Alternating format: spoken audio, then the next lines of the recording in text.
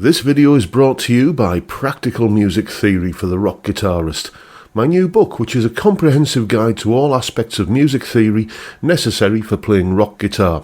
From blues to the cycle of fifths, from understanding and using modes to choosing the right notes for a melodic solo, from pentatonic scales to chord construction and keys. It's all covered in a clear and concise manner. With accompanying video demonstrations, jam tracks and tabs, you'll learn to use the knowledge you gain in accessible ways that make sense for less than the cost of a few guitar lessons. Check out the link in the description for more details. Hello chaps, welcome once again to John Robson Guitar Tuition. As always, I do hope you're well. Today being Tuesday, we're looking at a top 5 list, and I want to give a big shout out to a student of mine by the name of Dave Stevens, who suggested the topic for today's list. Home recording. This isn't, 5 ways that you can get better recordings or 5 plugins that are essential for home recording or anything like that. I'm just talking at a more fundamental level, really. 5 reasons why, if you're not doing it, you should consider having a go. There are many reasons and many justifications for pressing the record button at home, and I think these are probably the top 5, starting with... You get a finished product. Playing a musical instrument is a creative endeavour. You put in all of that time practicing and honing your technique, learning the skills necessary to play the guitar. And, the idea is that you're going to do something with these skills. And if you're not doing anything with them, then it does beg the question, well, what have you put all of that work in for? Now, getting a finished product in the form of a recording is one way of doing it. Maybe you're playing a band. Maybe you're playing a band and you want to do a bit of recording. Anyway, but, some kind of outlet, some sort of, finished product, as I say, that you can be proud of. You might have played, a fantastic solo over your favourite jam track. You may have kind of just hit the bullseye in every way, following wind and all the ducks in a row, and it just comes out brilliantly. And then all that happens is that simply exists as a memory. Wouldn't it be great to have that as a recording that you can relive? You can re-enjoy the experience. You can play it to people. You can post it on social media, YouTube. That's how I started, on YouTube, doing that kind of thing. So having a finished product is, it's the natural culmination of the creative process. And that's why I think home recording is a good idea. Next. Your timing and rhythm will improve. Yeah, rhythm and timing will definitely improve when you're playing as part of a mix. I remember my first time recording. It wasn't home recording. It was back in the late 80s, about 1989, I think. I was in a band that I think, what was the band called? Can't remember. Anyway, but we went into this little studio here on Corporation Road in Middlesbrough, Studio 64. No longer there, I don't think. Haven't been down that neck of the woods in a while. But yeah, we were recording songs that we'd been playing in the band, at gigs for some time, and we just wanted, some kind of document of what these songs sounded like. And listening back to my rhythm guitar parts after I'd recorded them, the kind of which I thought I'd played them fine, as I'm kind of sat there playing. And, kind of getting my funky stuff on, as it were, playing these rhythm parts, listen back to them and, oh dear me, that's a bit, that's not quite right, is it? That doesn't sound like it fits. And it's, the problem is, you see, when you're playing, you are a participant in the process. When you are listening, you are an observer. And, you can't, it's difficult, to be, to be both participant and observer at the same time. It's a skill you can hone, but until you start, kind of listening back to what you played, it's not necessarily a skill that you need, that you need.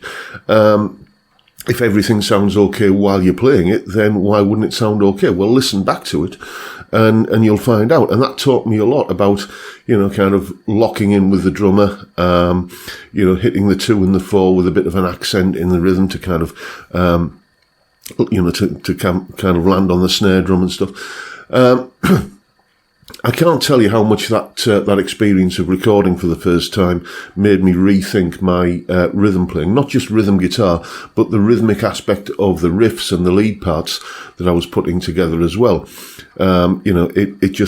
It taught me to listen to the groove and listen and find what people these days call the pocket, and try and just kind of hone in on that. And if you've never listened to yourself playing before, if you've never listened to a recording of yourself playing before, try it, and you will probably learn something about your deficiencies when it comes to the way that your parts rhythmically sit in the mix.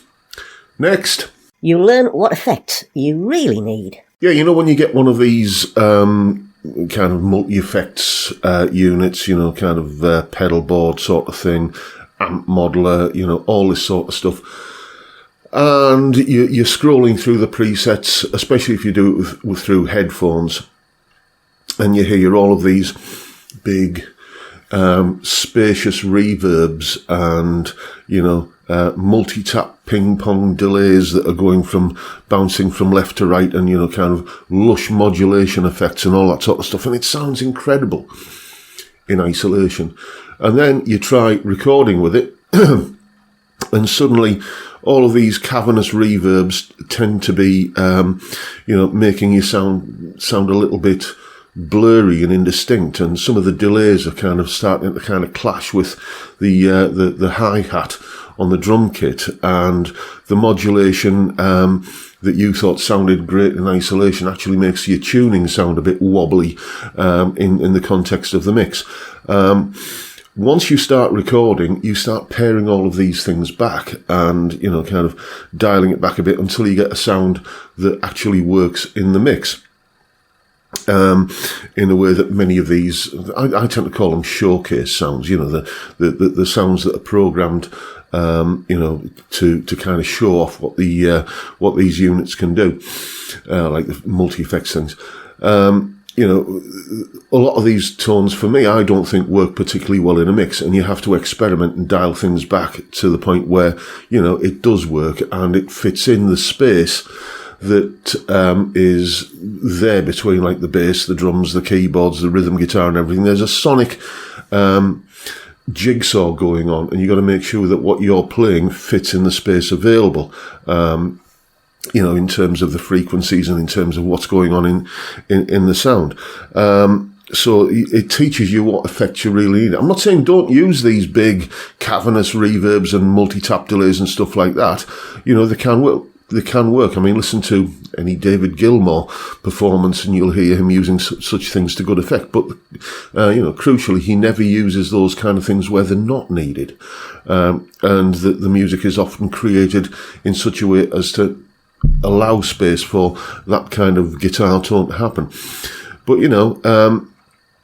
also, as well, I always like to record dry, without any of those effects on, so that you can add them and take them away and change them, later when you're mixing. But if they're actually printed as part of the performance, then you're stuck with them, whether or not you change your mind and decide you don't like them or not. So, yeah, it teaches you what you really need in terms of your guitar tone, regarding effects. So that's another reason. Next.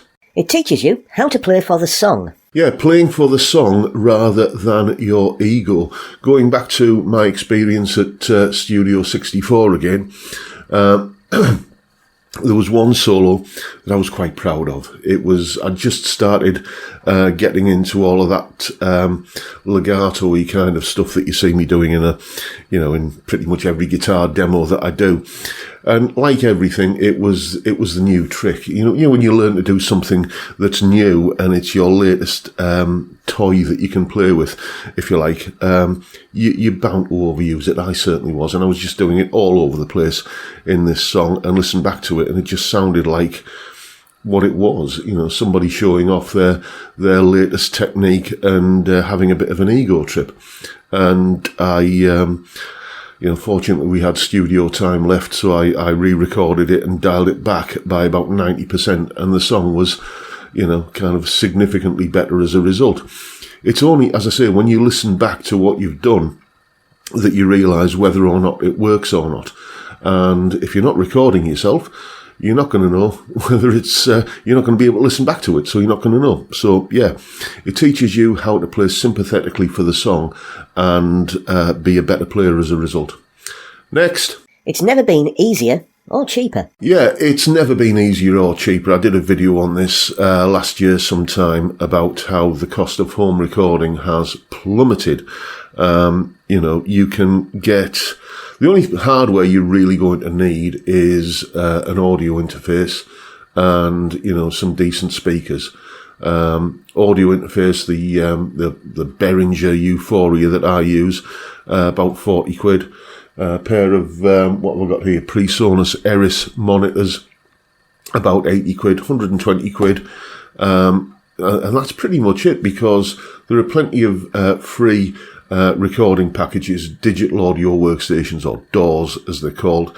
I use Reaper, which is, you've got 60-day evaluation period, and even then after that it's pretty cheap. But Cakewalk is free, and there are loads of free things going around that you can use. Plenty of free plugins to get amp tones out of, I think Glenn Fricker at Spectre Media he's done at least one video on how to get awesome guitar tones using free plugins. So, go and search those videos out. You don't need to spend a fortune, and, it's all pretty much just plug and play nowadays. I mean, compared to when I was starting, the Fostex 4-track cassette-based recorder, then you needed, something to mix onto, and you needed separate, effects, rack thing or something like that, something where you could add reverbs and stuff, and the cost just kept mounting and mounting. Nowadays, for under 200 quid, which is the price of, well, not even the price of an entry-level Squier Strat these days, I don't think. Oh, probably the Sonic ones are cheaper than that. But you know what I'm saying? For the price of a budget guitar, you can set yourself up with, a reasonably good, credible, usable home recording setup. So next time you've got the attack of gear acquisition syndrome, or GAS, don't go out and buy yourself yet another guitar.